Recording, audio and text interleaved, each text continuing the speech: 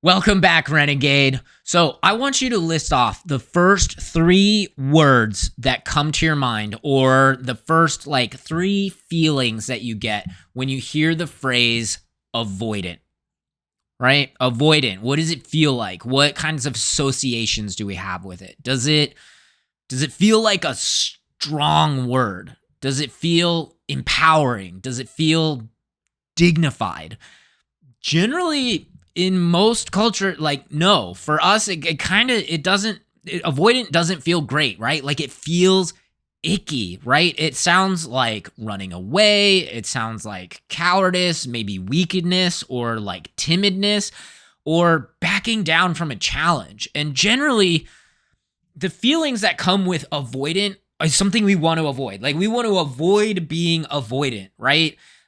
In our culture, there's like a really strong negative connotations with avoidance, right? It's seen as something that's bad, something to be ashamed of, something to shun and run away from.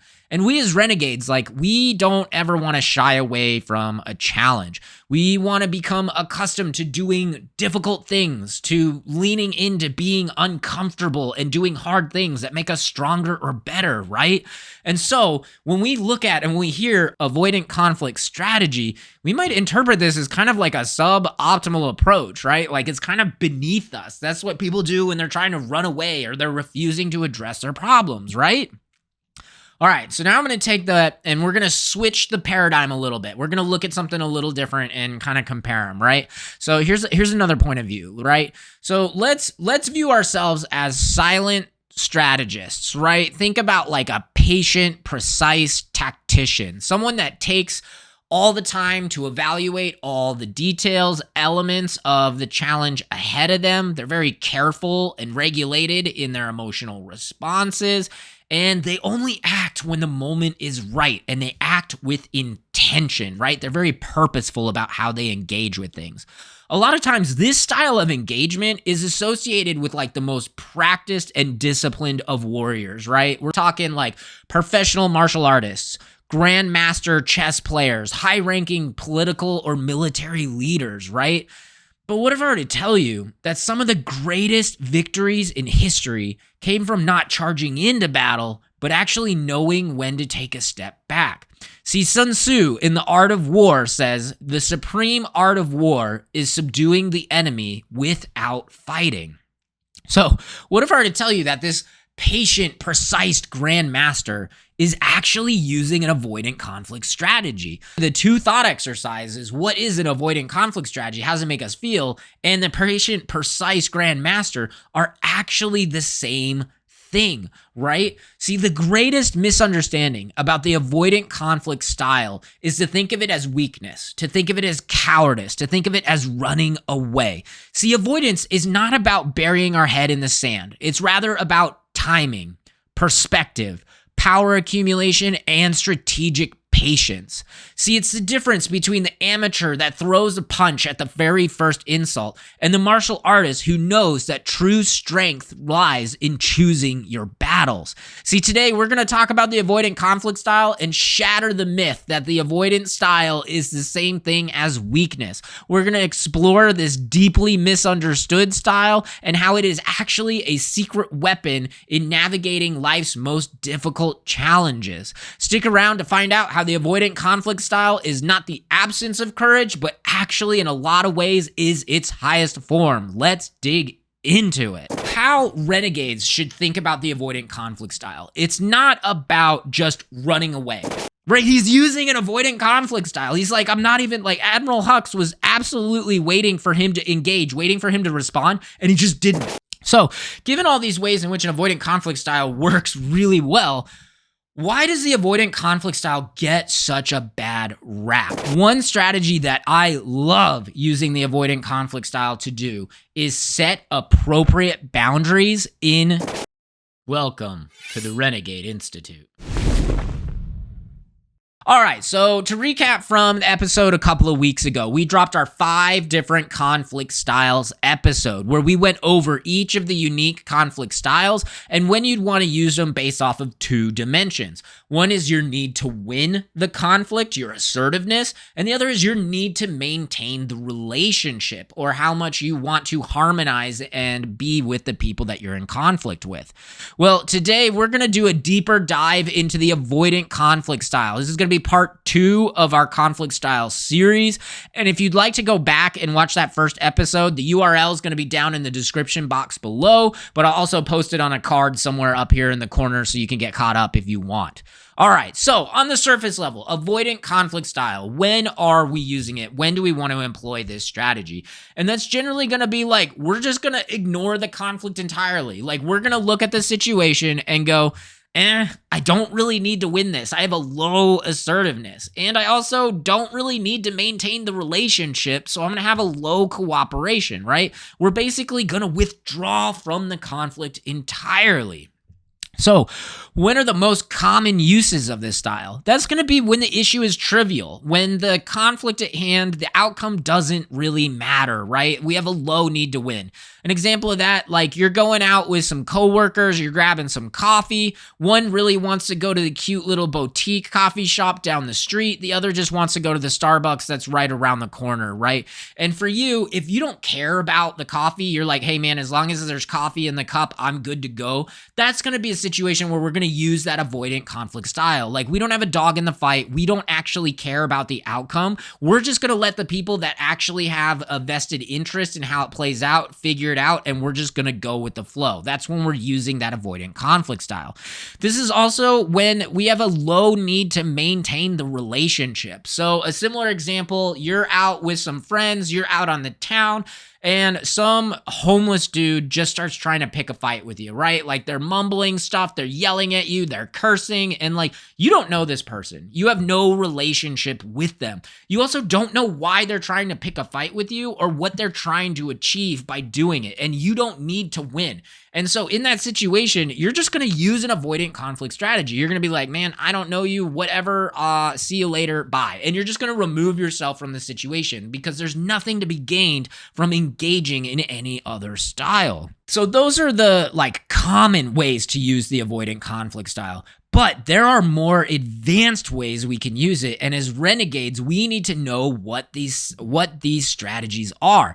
And so how renegades should think about the avoidant conflict style. It's not about just running away, right? It's not about being like, I'm just not going to participate. I'm just going to leave, right? But actually, it's about looking at the avoidant conflict style as a tactical pause, right? So there might be situations in which we want to use an avoidant conflict style, even though we do want to win. Our need to win, our assertiveness is actually high. Or we actually do need to maintain the relationship, but not in this exact moment. See, what we're doing is we're adding a time dimension to that chart where it's like, need to win, need to maintain the relationship, yes and yes, but I don't need to do it right now. See, what we're doing is we are using an avoidant conflict style temporarily as a precursor to set the conditions for our success by employing a different conflict style later. But right now, in this moment, for whatever reason, engaging in the conflict is not advantageous for us. A good example of that is going to be like a big family gathering, right? Like religion, politics, Thanksgiving never mixes, right? You're at a huge family event with the in-laws. One in-law is constantly dragging people into political debates and starts triggering people, and it just ruins the whole situation. Like, this might be something that we actually do want to win. This might be something where we do want to maintain the relationship, but we're going to use an avoidant conflict style because now is not the time or the place to do it. This is also, we want to use this when we get really mad or we get really triggered. So last week, we talked about system 1 and system 2 processing. And in certain situations, when we get triggered, we resort back to a system 1 limbic system response. We're basically in a fight or flight situation and our prefrontal cortex gets turned off. But when that happens, we lose the ability to effectively emotionally regulate. We lose the ability to do critical thinking tasks. We lose the ability to have higher level thought out discussions. And that's why so many of these fights, religion, politics, their identity issues that push us into this like reptilian response mode. And that's why they get so contentious. And this is why it is such an effective strategy to use the avoidant conflict style in that moment as a tactical pause, right? To allow people to calm down and for cooler heads to prevail. We see this in the pop culture example in Game of Thrones, right? You got Joffrey, universally hated character by everyone. This dude picks fights with everyone. I could have your tongue out for saying that. And he's picking a fight with Tyrion, and he's saying he's gonna cut off his head, that he's a traitor, that he's treasonous, he's gonna cut out his tongue, right? And the situation is getting really animated because everyone on the small council is kind of going with it. They're playing on Joffrey's level. Lord Tyrion should apologize immediately. Unacceptable, disrespectful, and in very bad taste. And everyone's kind of looking around being like, oh my gosh, this could like spiral out of control so fast. I am the king. I will punish you. Any man who must say, I am the king, is no true king. I'll make sure you understand that when I've won your war for you. And Tywin, Joffrey's grandfather, literally uses a brilliant application of the avoidant conflict style. My father won the real war. He killed Prince Rhaegar. He took the crown while you hid under Castle Rock. Like, he refuses to engage on Joffrey's level. He refuses to engage in the discussion. The king is tired. See him to his chambers. Come along. And he just goes, how things are going right now is beneath me. I don't need this. This is inappropriate, and we're gonna deal with this later. Joffrey, go take a nap. You must rest. Grand Maester, perhaps some essence of nightshade to help him sleep. I'm not tired. Come. And he literally just sends the king, the most powerful person in all the Seven Realms, to bed because of a tactical use of the avoidant conflict style as a pause to allow everyone to chill out. It was such a good use of it. We can also see this like confronting someone in a public setting, right? So say there's a situation like challenging a boss in a public setting. That might not be an appropriate time to do it. That could lead to significant embarrassment. That could lead to second and third order effects of a backlash because the individuals that were called out need to save face or something. It could just turn what could be a really effective side conversation into a very detrimental situation in front of everyone. That's when we want to use that avoidant conflict style. That's when we're like, hey, can I just pull you aside real quick? And like, so in that moment, we don't need to engage. We want to save it later so that we can use one of our other conflict styles to be more effective later. Another situation of when we might want to use this avoidant conflict style is when we're not equipped for the situation at hand. We don't know all the facts, we don't know all the information, or maybe we just need more time to formulate our specific case or our position on whatever's happening. So something could be bubbling up and we could just be like, hey, I actually need to go find out what happened. I need to talk to some more people and get a better understanding of what exactly went down before I throw my 2 cents in or I start, mixing things up. We can also use this style really effectively when there's a large power imbalance. So a lot of times in a conflict, we don't always get to choose the time and place. And maybe we're going in, we don't have enough evidence, right? We don't have enough allies around us. We don't have enough resources allocated to addressing this conflict. We saw this in a pop culture example, Star Wars The Last Jedi, right? The opening scene, we got Poe Dameron is about to make an attack run on a Dreadnought Star Destroyer, and he's got to take out all these defensive turrets. A single light fighter.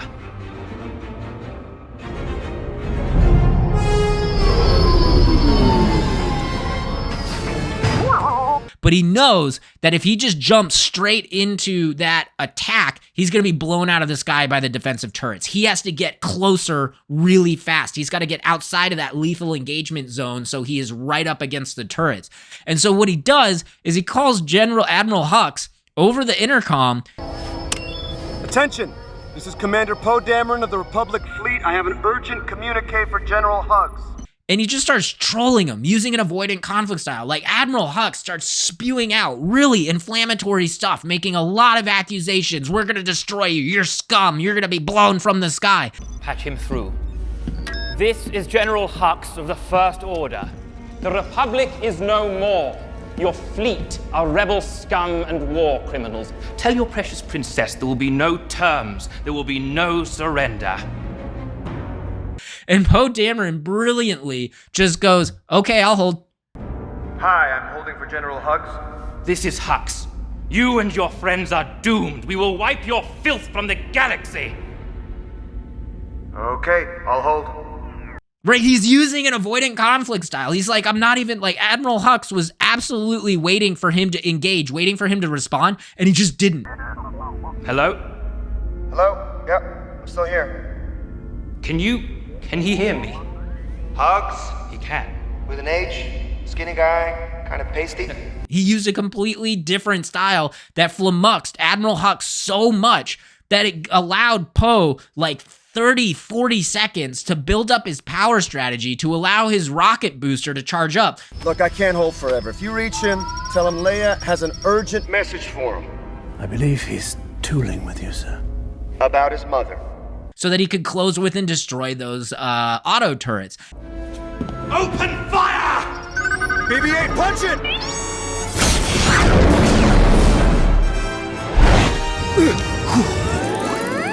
And it was just such a beautiful example of how we can use an avoidant conflict style to buy time, to build our power strategy so that we can set the conditions for our success later on.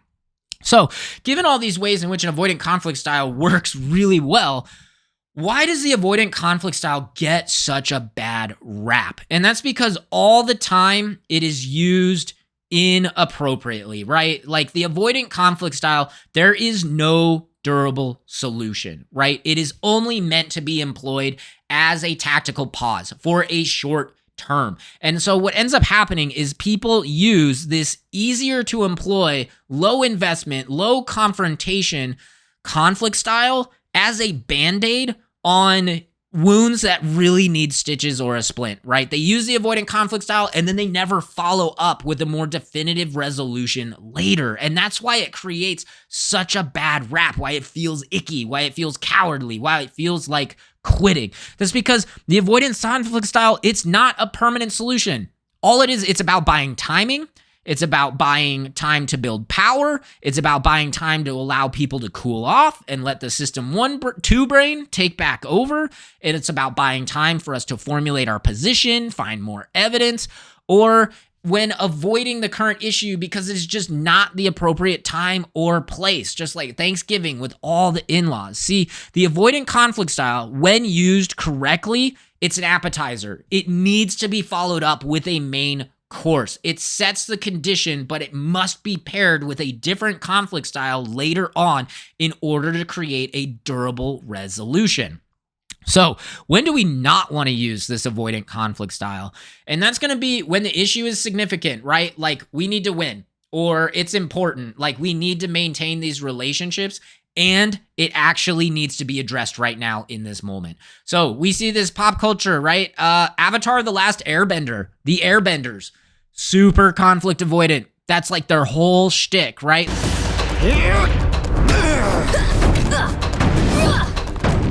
Typical Airbender tactic. Avoid and evade. I'd hope the Avatar would be less predictable.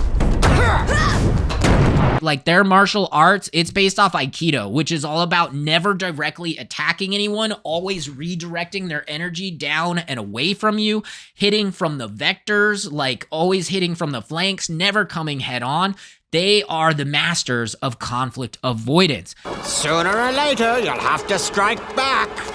However, when the Fire Nation came using a competitive conflict strategy, it ended really, really poorly for them. We also see this with Aang specifically. So when Aang is trying to learn the earthbending style, earthbending is based on Wing Chun. It is very frontal, in your face. It's very direct. It's very grounded. It is very aggressive. And Aang really, really struggles with it. He is constantly trying to figure out a way to like wrap around and not like attack directly. Maybe there's another way. What if I came at the boulder from a different angle? No, that's the problem. You've got to stop thinking like an airbender. There's no different angle, no clever solution, no trickety trick that's gonna move that rock. You've got to face it head on. And it's really, really difficult for him to learn how to do earthbending the way that Toph does, because Toph is so aggressive and so stubborn about it. And that's what makes the earthbending style so unique in its own. There are times in life that demand a head-on frontal, like we need to address it. And if we are using a avoidant conflict style, there's no definitive resolution, right? And so the conflict will continue to occur later on, especially if we're using it with loved ones or significant others, and we're using that avoidant conflict style. It's just a Band-Aid. It's going to need something more durable. This can actually lead to a deep festering and resentment and worsening of the problem and a buildup of unmet needs, right? Because you can never win when you use the avoidant conflict style. So I had a very good friend of mine in college. Everybody loved her. She was the harmonizer. Like, she was not judgmental at all. She accepted everyone for who they were. But as part of that, she also used an avoidant conflict style with everyone. And as a result, she had a lot of unmet personal needs that led to frustration, anxiety. It led to a lack of self-value because her needs were never being recognized. Like, everyone loved her because she placed everyone first. And she never was assertive enough to be like, hey, I am important too. And anytime an issue came up, she would just use an avoidant conflict style, right? She would like go to bed, sequester herself, cry about it, wake up the next morning, and would just pretend that nothing had ever happened. And so there was never any durable resolution to any of the problems. The avoidant conflict style actually ended up becoming a problem in and of itself because it was very, very difficult for anyone to make any sort of resolution with her. And so that reminds me of a quote by Cheryl Richardson, who said, "If you avoid the conflict to keep the peace, you start a war inside yourself." So this is a lot like the funny noise coming from the engine or the leak in the roof. Like, these things never get better, right? These are issues that require a response. That leak in the roof is only going to get worse. It's only going to cause more problems. We can't use an avoidant conflict style to address these issues. We also don't want to use the avoidant conflict style when we're trying to maintain a false harmony, right? So family members, in-laws, colleagues, these are people we have to see on a daily basis. And sometimes there are conflicts between us and those people, but we don't want to bring it up because we don't want to disturb the peace, right? We want to maintain the harmony because we have to see these people like colleagues. You got to see them every day. And if you're mad at them and there's like a lot of contention there, that can make for a really crappy work environment. So what happens is people end up using an avoidant conflict style to avoid having a difficult conversation as a way to try and maintain this positive harmony because they don't want to have tension. But then nothing gets resolved. It creates this self-fulfilling conflict that continues to fester and get worse. And this is exacerbated when you're a leader, right? So when you're a leader, you have a specific duty, a specific responsibility to your team to address issues, right? Like, as renegades, we generally want to strive for leadership positions. And as a leader, you are responsible for the safety and the culture of the team. It is your job to be the leader, to resolve conflicts, and to provide a safe and secure work environment for everyone more than it is to be everyone's friend. Time that I saw this, like a specific example for me, was in the Army. Like, okay, I know the Army, it's like a good old boys club, right? It's like a locker room. People say and do things in the Army that would never be acceptable anywhere else. And on one team that I was on, it was really, really bad. Like, a lot of racist comments, a lot of sexist comments, a lot of behavior that just like if it had been done anywhere else in the civilian market, the whole team would have been fired. And our leader, our captain, our senior NCOs, they just ignored it. Right? They just used an avoidant conflict strategy because they wanted this to, they liked the good boys culture, right? They liked like the team, like everyone was pulling together. This was the cool place where you could sit back and be yourself and you didn't have to worry. And they wanted to be one of the boys.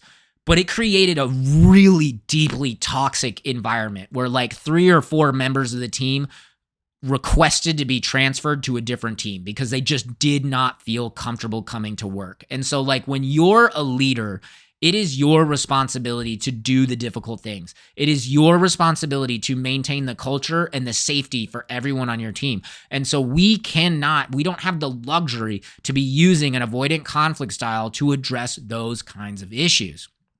All right.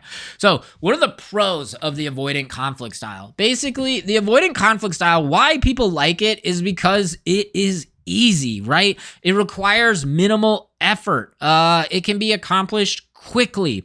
And all we got to do is like run away, not answer, just be calm and not engage, right? It's easier to employ. It doesn't require a lot of advanced communication skills. It doesn't require a higher degree of emotional intelligence. Of the conflict styles, it's pretty much the easiest one. And when we use it for some things, it can actually maintain a relationship by avoiding turning trivial issues into big, blown out of proportion things. So things that are small and of little importance, like the example earlier where we were talking about like your colleagues trying to decide where to get coffee. If you don't really care, this is a perfect time to use that avoidant conflict style because you don't need to make the issue bigger than it is. For me personally, it's about like letting other people load the dishwasher the way they load it. Like I get really anal about it and I'm like things have to be like things, everything has to be dressed, and it's got to all be like squared up correctly, right? And it's like, it doesn't matter, man. As long as the stuff gets clean, like that's something where I need to employ the avoidant conflict style more because at the end of the day, as long as the stuff gets clean, it doesn't matter if the cups are on the top rack or the bottom rack. And I just got to get over that, right?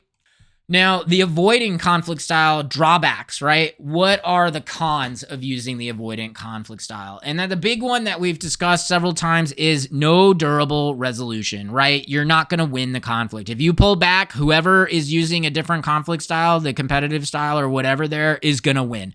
Also, if you're using the avoidant conflict style all the time, those issues, they're going to fester. And it needs to be followed up with another style later on. Also, if this strategy is overused, the avoidant conflict style, if you use it to address every conflict, it's going to become a source of conflict in it of itself because you and everyone around you is going to continue to feel like that they can't get things resolved. So for our practical application, now that we kind of have a baseline understanding of how the avoidant conflict style works, how do we take it to the next level? How do we become like Jedi Master level conflict navigators with this conflict style? So one strategy that I love using the avoidant conflict style to do is set appropriate boundaries in toxic relationships, right? So let's say you got that toxic family member always talking about heated political things, supercharged religious views, or an alcoholic that's constantly trying to get you to do shots with them, trying to get you to start drinking with them first thing in the morning. Like we can use the avoidant conflict style as a tactical way to communicate that we are not going to participate in a relationship with toxic behaviors. Basically, what we can do is we can set a standard. We can set a boundary of being like, hey, I'm not judging you. You can have those political views. You can have those religious views. You can be an alcoholic. I'm not telling you how to live your life. All I'm doing is informing of what I am willing to participate in as a family member, as a friend, as a coworker. If you want to go and engage in those kind of ways, that's fine. You're going to have to do it without me. I'm going to use an avoidant conflict style to remove my participation. And if you want to be close to me, if you want to be in relation with me, those toxic behaviors need to be left at the door. And this is how you can show, how you can set healthy boundaries, how you can invest in self-love and self-worth and be like, look, I am not going to participate on this level. And that is such a great way to use the avoidant conflict style.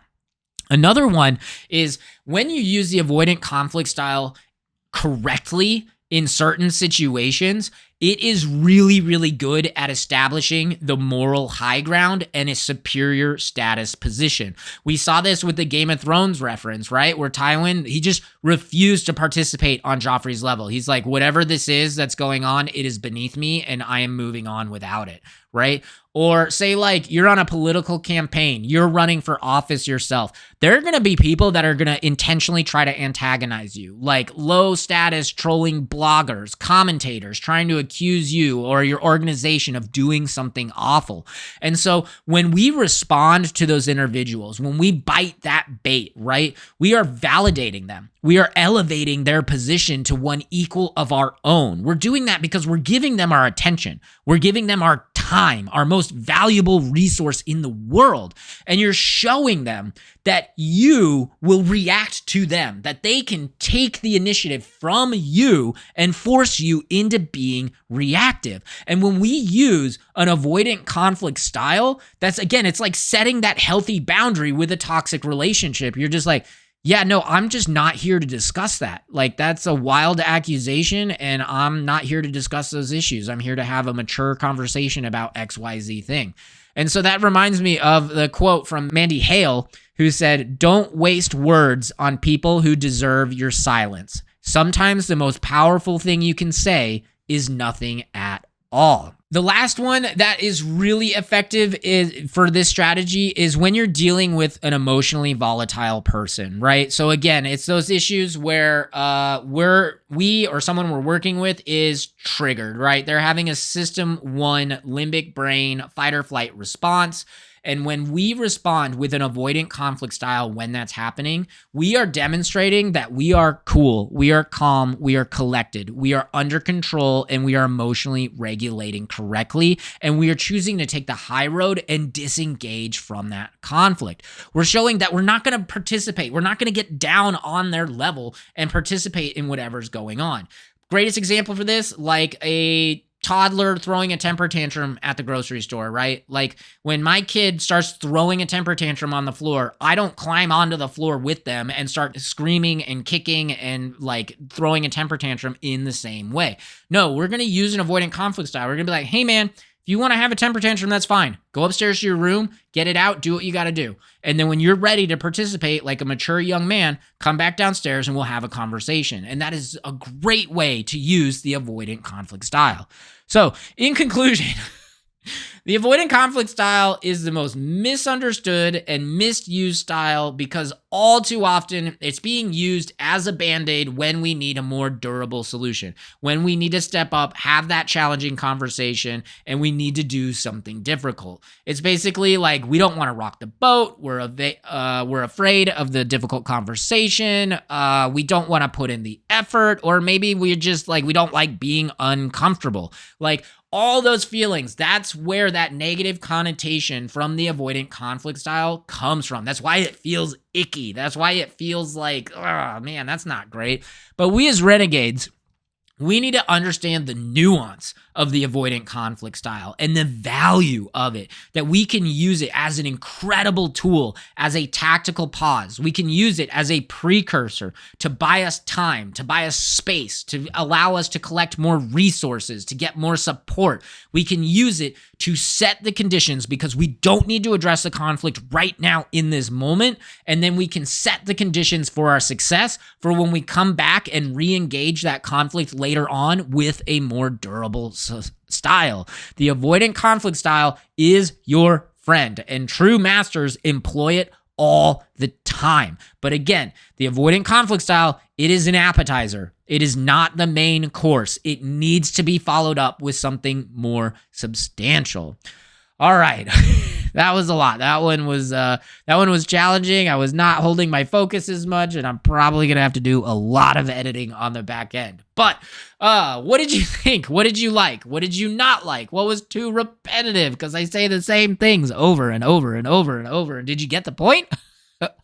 But what was something that you learned, or better yet, what was something that we left out that you can throw us some more knowledge down in those comment sections below? If you really enjoyed the channel and you think we earned it, consider hitting that like or that subscribe button. But know that like Renegade Institute is about community formation. It's about having these difficult conversations and raising the potential of everyone invested. So if you know a friend, you know someone that could benefit from this video, consider sharing it with them as well. Outside of that, for the closing thought and quote of the day, growth is when you realize that not every situation deserves your anger or even your full attention. And outside of that, that's all I got for you guys. I hope you enjoyed it, and we will catch you next time. Lux via, my friends. Lights, cameras, action! Woo! All right, today we are talking avoidant conflict style. Ew, avoidant conflict style. That's icky. That's like running away, right? It is not, but it can be if you use it wrong. But we as renegades understand the nuance of it, so we're going to use it betterest. Ugh, I'm trying too hard. That's okay. All right, let's see if it worked. Ugh. Crunchy.